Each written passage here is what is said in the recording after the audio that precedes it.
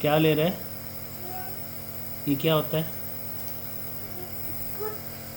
पता भी नहीं है। हम्म? नहीं पता है। नहीं पता। नहीं।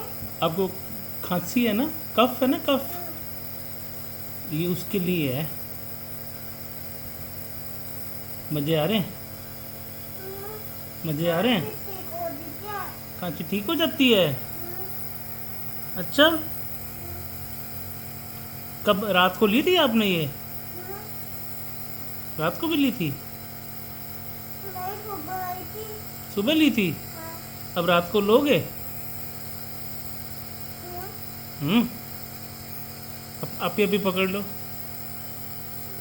मैं सही पकवा दाता। यहाँ से यहाँ पे हैंड लगाओ, यहाँ पे हम्म। तो पकड़ लिया आपने। यम्मी है।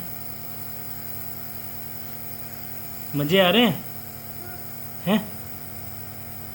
अब अपने आप ले लोगे? बोलो, अपने आप ले लोगे? ऐसे करो, लाइक कर दो, लाइक लाइक। ऐसे दोबारा लाइक कर दो, लाइक अच्छे से।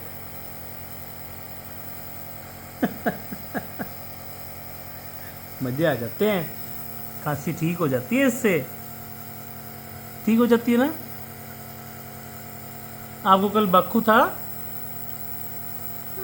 बक्कू भी था? हम्म। तो बक्कू ठीक हो गया था? नहीं तो सुबह कुछ ठीक हो गया था। इससे बक्कू ठीक हो गया था? हम्म।